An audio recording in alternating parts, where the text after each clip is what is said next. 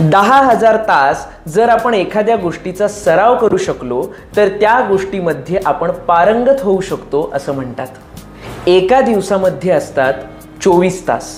आता कुठलाही सामान्य माणूस पूर्ण 24 तास काम करू शकत नाही। मग एक सामान्य माणूस एका दिवसभरात 8 तास उत्तम पद्धतीत काम करू शकतो। म्हणजेच 10,000 तास भागिले एका दिवसाचे 8 तास असं जर आपण कॅल्क्युलेशन केलं तर आपल्याला उत्तर मिळेल 1250 दिवस। म्हणजेच 1250 दिवस आपल्याला एखाद्या गोष्टीत परफेक्ट होण्यासाठी काम करावं लागेल। आता 1250 दिवस म्हणजे किती वर्ष?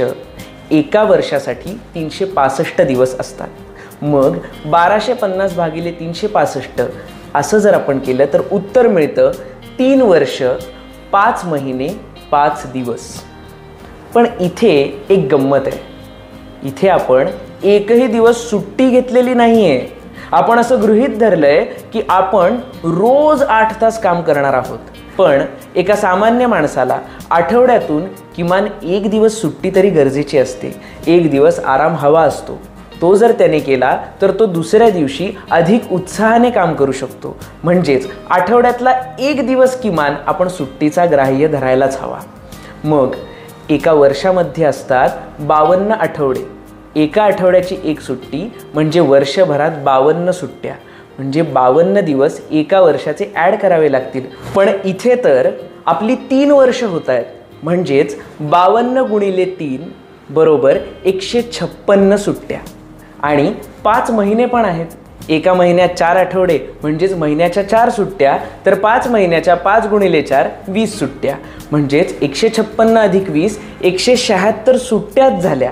मग आता या आकडेमोडीनुसार 3 वर्ष 5 महिने 5 दिवस याच्यामध्ये 176 दिवस आपल्याला ॲड करावे लागतील आणि आपल्याला उत्तर मिळेल 3 वर्ष 11 महिने।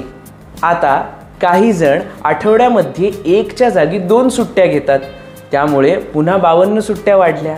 आता खरं पाहिलं तर आकडेमोड ही न संपणारी आहे, पण इथे मुद्दा लक्षात घेणं गरजेचं आहे।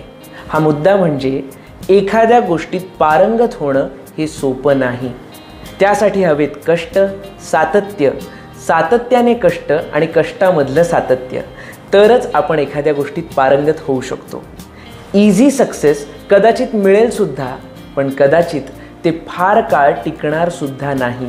आणि ते न टिकण्याचं कारण असेल ते म्हणजे आपण त्याच्यामध्ये पारंगत नसू, आणि पारंगत नसण्याचं मोठं कारण असेल ते म्हणजे आपण त्याच्यासाठी वेळच दिलेला नसेल। म्हणजेच एखाद्या गोष्टीमध्ये पारंगत व्हायचं असेल तर त्यासाठी आपण वेळ द्यायला हवा आणि कष्ट करण्याची तयारी हवी।